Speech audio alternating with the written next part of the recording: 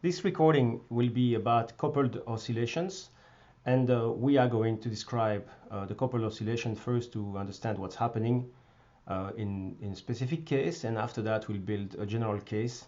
We'll talk about normal coordinates and other things as well. I'm going to split this screencast in a few shorter screencasts to make it easier to watch and to digest the information. So this one here is the part number one.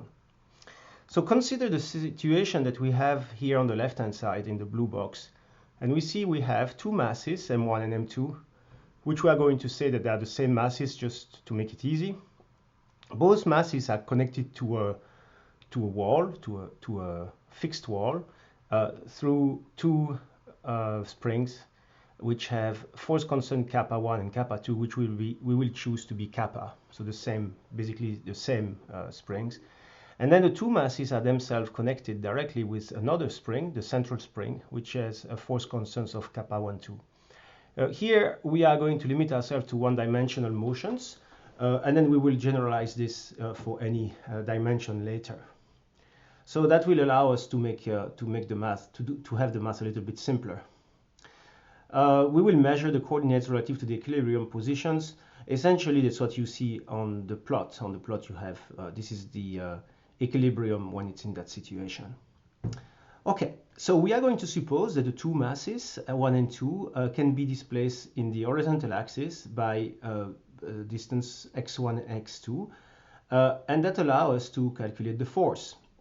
So the first thing, you calculate the force on mass M1, and you have two components. The first component comes from the spring that's attached to the wall, and the second component, kappa 1, 2, is proportional to kappa 1, 2, is related to the compression and the elongation of the springs between the two masses. So of course that depends also on the position of the second mass.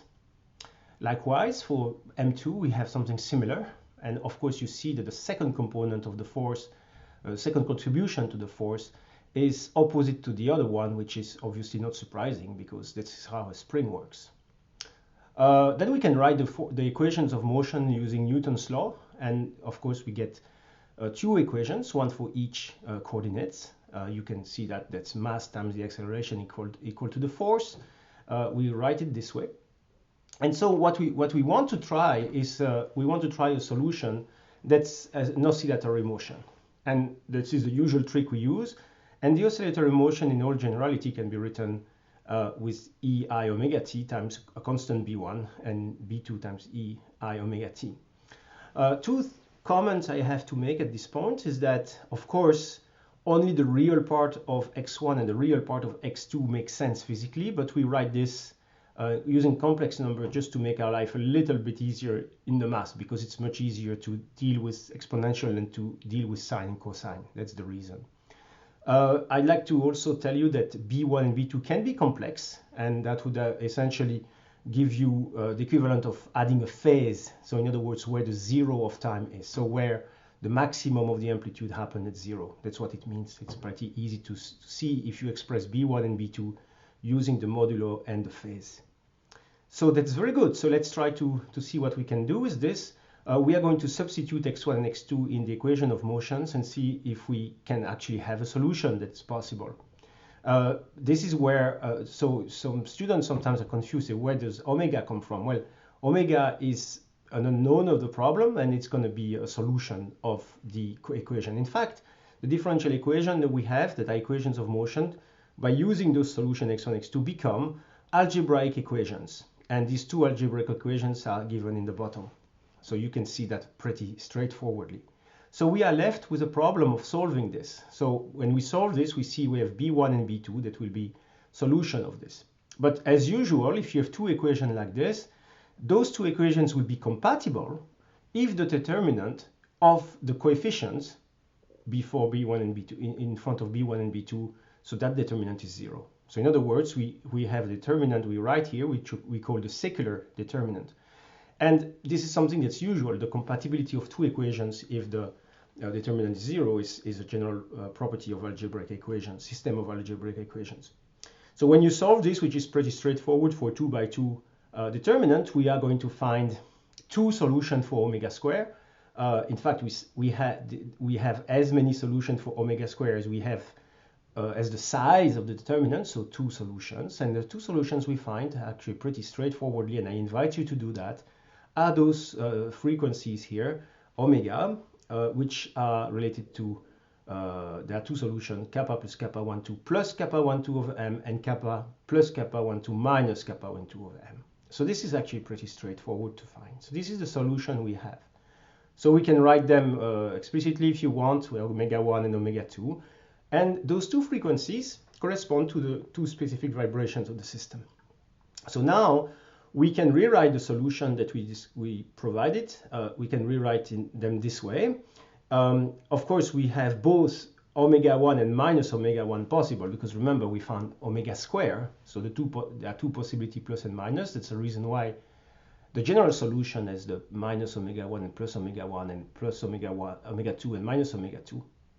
So the B's that have been chosen here, they've been rewritten from the B1, B2 to make sure that we do get the right coefficients, and we are going to be able to simplify. So the notation is pretty straightforward, right? I mean, B1, 1 plus means that it's the coefficient in front of the plus omega 1 term. So omega 1 is the 1, and the other 1 of B1, 1 is because it's a solution of x1. And we do the same for x2. So, of course, both signs are possible, as I said, because we actually find solution for omega square. So we can have both plus and minus omega in each case. So again, just to remind you, only the real part of the equation makes sense, but we use exponential, just like we do, for example, in AC circuit, we also use this trick. Just as an aside, if you did this in quantum mechanics, the complex number would actually matter. I mean, the wave function in quantum mechanics is a complex function, and so there we cannot just say take the real or the imaginary part. But let's not worry about this in this course, since it's a classical physics course, and but so you know that this trick of using the real and imaginary part is only valid so long as you don't do quantum mechanics. Okay, so these are the solutions we have. It turns out that the amplitude B1, 1 plus, B1, 1 minus, and so on and so forth are not independent. In fact, if we now re-inject the solution omega 1, omega 2 in the equations of motion we started from, we see that when omega 1 equal to omega equal to omega 1, we see B1, 1 equal minus B2, 1. And when omega is equal to omega 2, B1, 2 has to be equal to B2, 2. So I'm just going to flip back a few slides here just to show you how to do this. So you actually you use this equation here, the last equation, where it's written we obtain, and this is where you insert the two possibility omega 1 square and omega 2 square, and this is how you find the conditions I just gave you. Okay. So, all right, excellent. So we are very happy. We are actually making good progress. We just solved the equations here. We have these solutions. Again, I already showed you this. And so let's just move here. Now, this is the equation of motions are second order differential equation with respect to time. That means that to solve them, to really get the coefficient, so the B1 and so on and so forth, we need to impose an initial condition. And of course, the initial condition are going to depend on the problem you look at. So it's how you excite your problem. But first, just for curiosity here, I'm going to show you two situations.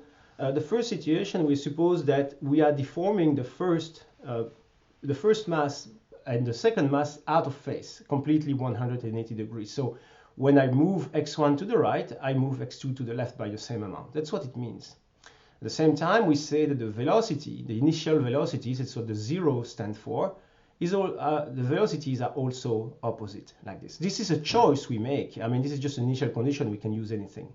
And we see that when we do that, we have an anti-symmetrical mode of oscillation. We can do the same for a symmetrical mode of oscillation, where the two components move the same way and the velocities are the same as well.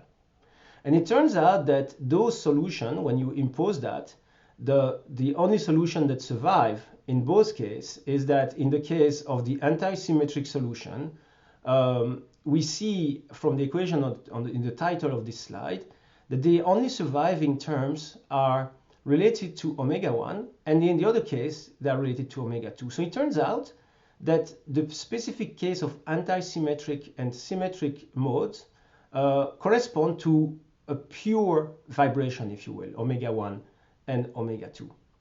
And then, of course, we know that the solution in general always can be a general solution do not necessarily follow those conditions. However, because those two solutions are orthogonal to one another, we can describe any motion as a linear combination of the two modes. So this is essentially on this first part of this series. I wanted to show you an example of those three modes. I'd like to tell you a little bit more before I end this first part, is that if you look at the symmetric mode, you find that the frequency is square root kappa over m. The kappa 1,2 does not show, and it's not surprising because in that case, because the two masses are moving by the same amount in the same direction, you do not compress or elongate the spring in the center. So it's as if it was not there, essentially. So this is the reason why kappa 1,2 does not show. So on the next, in the second part of this series, I will talk to you about the general problem of coupled oscillations, where we will generalize what I just discussed. But in this case, we will actually use the Lagrange equation and Lagrange formalism to get recipes to solve problems like this for any case. Thank you.